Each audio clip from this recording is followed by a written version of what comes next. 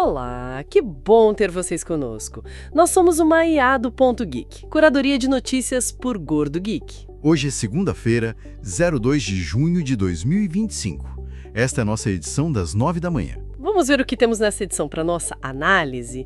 Olha, começando com a Macromores, parece que a Apple não está nada feliz com a União Europeia. Pelo visto não.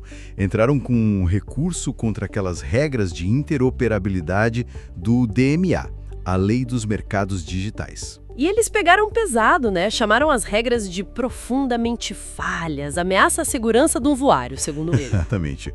O recurso foi lá para o Tribunal Geral da UE, em Luxemburgo. O ponto central é, aquela decisão de março, que basicamente obriga a Apple a abrir mais o iOS... Abrir para quem, exatamente? Para produtos rivais, tipo smartwatches, fones de ouvido, headsets de VR. A ideia é que desenvolvedores terceirizados tenham acesso a recursos que antes eram só da Apple. Tipo o quê? Por exemplo, receber notificações em wearables concorrentes, sabe? Ou fazer transferências de dados mais rápidas entre aparelhos diferentes. Entendi. E a Apple argumenta o quê? Segurança? Isso. Dizem que são forçados a compartilhar dados muito sensíveis dos usuários com concorrentes. Citaram até acesso a conteúdo de notificação, histórico completo de Wi-Fi. Nossa. Pois é. Dados que, segundo a Apple, nem ela mesma acessa. Eles falam que isso cria um risco enorme? Que tem empresa usando o DMA só para, pular as regras de proteção de dados da própria UE. Que complicado. Mas eles estão tentando se adaptar ou só brigando? Bom, eles dizem que sim. Afirmam ter, 500 engenheiros trabalhando só para cumprir o DMA, até criaram um portal para essas solicitações de interoperabilidade. Mas é um embate feio, viu? Porque se a Apple violar o DMA, as multas são altíssimas. Podem chegar a 10% da receita anual global da empresa. É muita coisa. Caramba! É o ecossistema fechado versus o mercado aberto, né? E enquanto essa briga rola na Europa, vamos falar de vendas por lá. O iPhone 16, aquele modelo novo lançado em fevereiro, chegou meio tímido. A Apple Insider noticiou... o 16e, sim. Ele entrou no top 10 de smartphones mais vendidos na Europa em março. Ficou em 9º lugar geral, 7º na Europa Ocidental. Parece bom, né?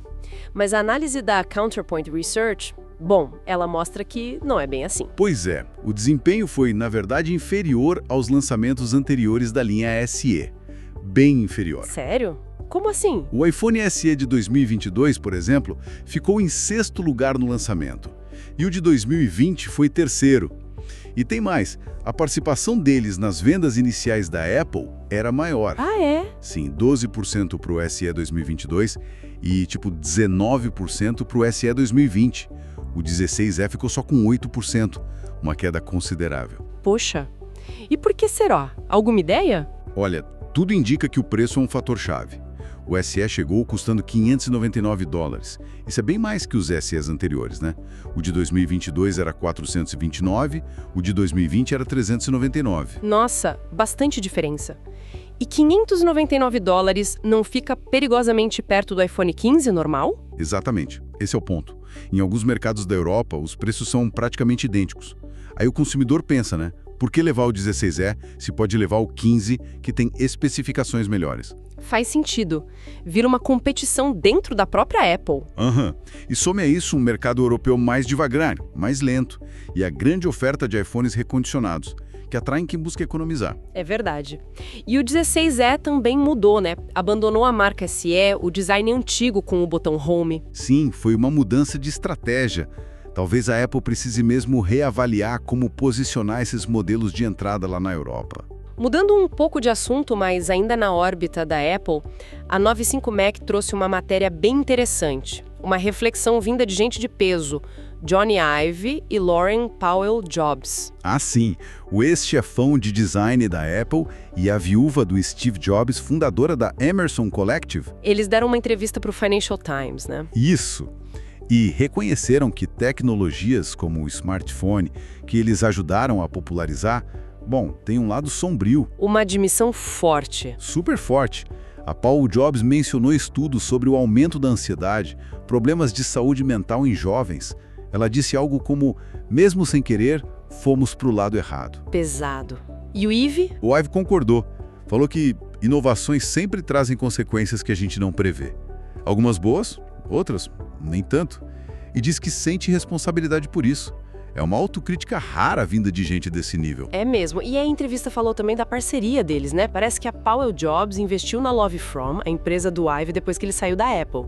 Sim, ele até disse que a Lovefrom não existiria sem o apoio dela.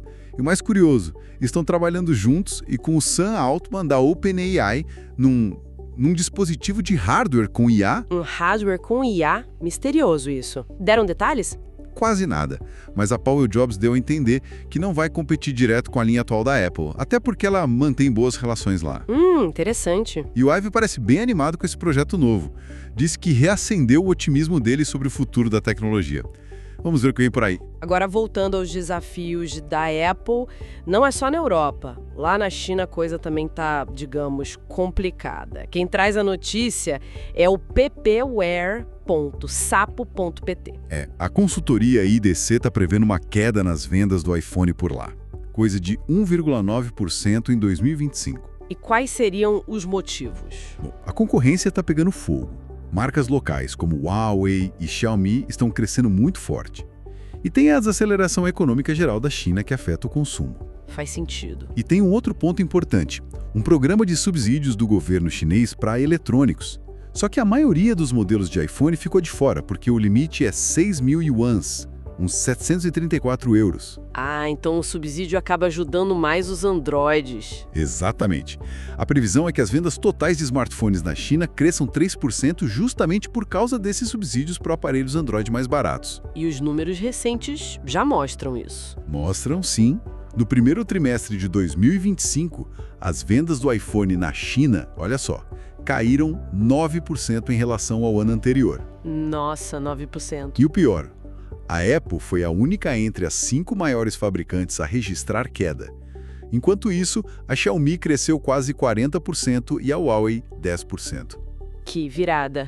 E tem mais uma coisa que South China Morning Post levantou: o atraso da Apple e inteligência artificial na China. Como assim? É que as rivais chinesas já lançaram vários recursos de IA nos seus aparelhos. A Apple, com o Apple Intelligence, ainda está esperando a aprovação regulatória do governo chinês. E essa demora pode estar custando caro para eles em termos de competitividade lá. Agora, saindo um pouco da Apple, uma notícia que parece coisa de Black Mirror. O baguette.com.br falou de uma tecnologia chamada Deep Reflection. Já ouviu falar? Deep Reflection. O nome é sugestivo. Me lembra aquele episódio Be Right Back, não é? Que recriavam a pessoa digitalmente. Exato. Mas a proposta aqui, segundo eles, é um pouco diferente. A ideia é criar reflexões digitais. São modelos de IA baseados em tudo que uma pessoa já expressou digitalmente. Vídeos, textos, áudios. Interessante. E qual o objetivo? Simular a pessoa? Não exatamente. O Giovanni Laporta, que é CEO da Vortice.ai, a empresa que desenvolveu isso, diz que não é para simular ou substituir. A ideia é expandir a presença digital da pessoa, mas com autenticidade e mantendo o controle do criador original. E como funciona? É um modelo de IA gigante? Pelo contrário, usa uma arquitetura descentralizada. São várias pequenas IAs, cada uma treinada com dados bem específicos da pessoa, sabe?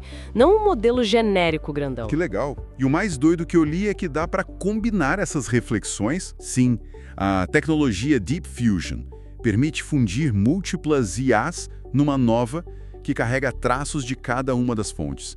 Imagina só combinar, sei lá, pensamentos de filósofos diferentes ou estilos de artistas. Caramba! As possibilidades são enormes. E tem mais. Esses reflexos não são estáticos. Podem ser atualizados com novos conteúdos do criador, vão evoluindo junto com a pessoa. O Laporta acha que isso é uma virada de chave na relação humano-máquina. Uma nova camada de diálogo, segundo ele. Para fechar a nossa edição, uma notícia aqui do Brasil, também via baguette.com.br, uma história meio inusitada envolvendo o Nubank. Ex-funcionários estão ganhando processos contra o banco. Processos por danos morais, por causa de uma ação de RH que aconteceu lá em 2018, bem polêmica. O que aconteceu exatamente? Olha, a ação envolvia pedir aos funcionários que tinham acabado de ser contratados para tirar fotos, simulando nudez. Simulando nudez. Como assim? Pois é, homens tiravam fotos sem camisa, mulheres com o ombro aparecendo e a alça do sutiã baixada. E essas fotos eram usadas nos crachás, nos e-mails corporativos e em outras comunicações. Nossa, mas por quê? Qual a justificativa do Nubank? O banco alegou que era parte de uma campanha de engajamento, que foi feito com consentimento dos funcionários e que refletia a cultura da empresa, que eles chamam de transparente, desconstruída, ligada ao nome Nu, sabe? Entendi a ligação com o nome, mas ainda assim... O Nubank também disse que a prática foi descontinuada, mas não falou quando exatamente. E o que dizem os ex-funcionários nos processos? Eles relatam que era obrigatório fazer isso durante o processo de admissão e que as fotos foram usadas até 2020. Os advogados dizem que isso gerou muito constrangimento e até situações de assédio por parte de clientes que recebiam e-mails com essas fotos. Imagino. Complicado. E a justiça já decidiu algo? Sim, uma juíza do trabalho em São Paulo já reconheceu a violação ao direito de imagem em um dos casos. Fixou uma indenização de R$10 mil. Só 10 mil? Pois é, a advogada achou o valor baixo e disse que vai recorrer para tentar aumentar. Mas o fato é que a justiça está começando a dar ganho de causa para os ex-funcionários. Uma situação bem delicada para o Nubank, né? E por essa edição é só. Agradecemos a companhia. Se gostou desta análise, deixe seu comentário, curta e compartilhe com seus amigos. Até a próxima!